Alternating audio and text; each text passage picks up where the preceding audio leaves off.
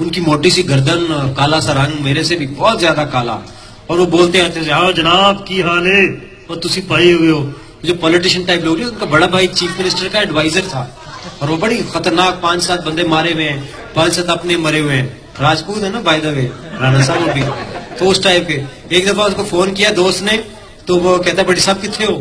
کہتا ہے بردر میں اس وقت فائرنگ دے وچ ہاں، میں اپنے بھرا نو 10 منٹ بعد فارغ ہو کے فون کرنا. اندازہ لگو فائرنگ ہو رہی تھی، اس میں سے فون کر رہا ہوں.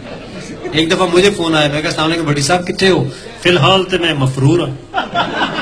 میں کہ یار اس طرح دی حرکتاں تسی کیوں کرتے ہو کہ مفرور ہونا پوے؟ وہ یار بے وقوفا مفروری جڑی ہے نا دراصل ہجرت ہے، بھی ثواب ملتا ہے. اس کے اپنے ہی آئیڈیاز ہے نا دنیا کے.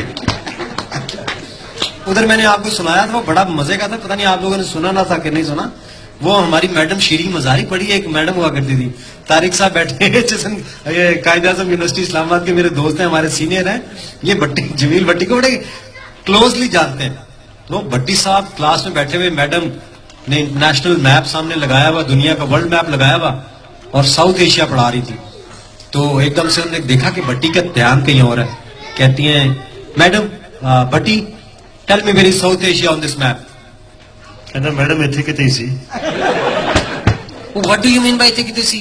I need to know it from you. Where is South Asia on this world map? بھٹی صاحب چپ، مجھے بتائیں آپ کدھر ہے ساؤتھ ایشیا. کہتا وہ میڈم کسی اور کو پوچھ لو، اسی تو لبیا اسی پٹواریاں دے پتر آ.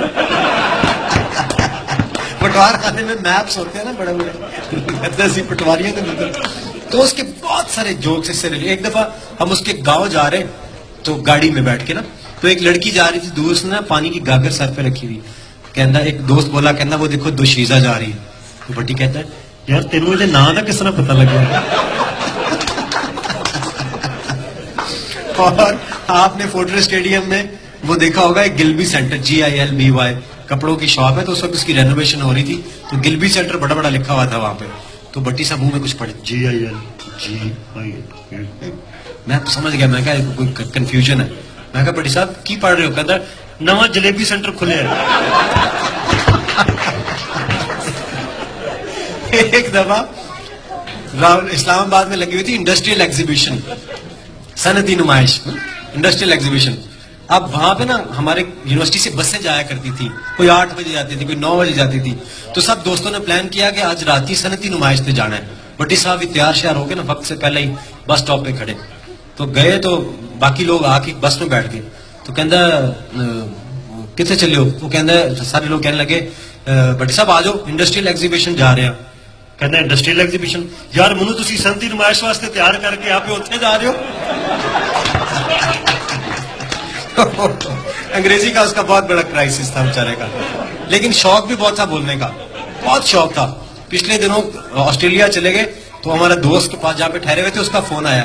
کہتا یار عجیب آدمی ہے، ادھر میں اس کو شاپنگ پہ لے کے گیا ہوں گوروں کے ساتھ. کہتا پتہ نہیں کیسے کون سی زبان میں بارگیننگ کر کے چیز سستی لے کے آ جاتا ہے، ہم سے نہیں ہوتا یہ کام.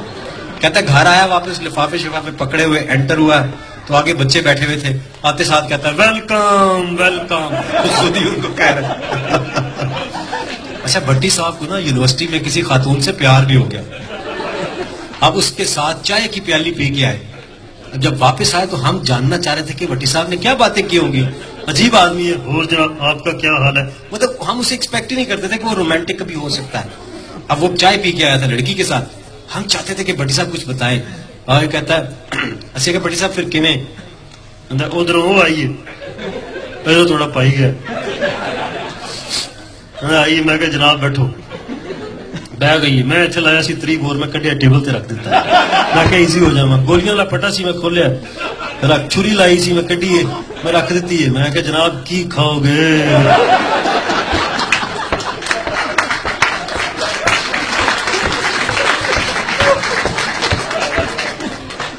آگے اسلحہ پڑا ہوا سارا. اور وہ جو کمال والا تھا نا آخری اس کا، وہ تو میں آپ کو کیا بتاؤں. وہ میں نے سنایا بھی تھا وہاں پہ ریحان کی شادی، اور شادی والے دن وہ بھٹی صاحب سے کہہ رہا ہے بھٹی صاحب آپ نے سنا ہوگا تارے میں. تو وہ کہتا ہے بھٹی صاحب تسی یار اپنی ساڑی بابی نو کیوں نہیں لے کے، اپنی بیوی نو کیوں نہیں لے کے مہندی تے؟ اتنا مزہ آیا، سارے لینا انجوائے کیتا سی، ساری دنیا اپنی اپنی بیویاں نو لے کے آئی سی مہندی تے، تسی کیوں نہیں لے کے آئے؟ وہ دیکھو نا جتوئی تک بھی لے کے آیا سی سجاد، وہ بھی لے کے آیا سی اپنی بیوی نو، تسی کیوں نہیں لے کے آئے؟ تو چلو یار چھٹو اس کل نو. اب بھٹی صاحب کہنا چاہتے تھے اس کی بیوی ذرا سوشل ہے, میری بیوی نہیں جاتی اسی جگہ پہ. تو کہتا ہے یار وہ بڈی ذرا کمرشل ہے نا.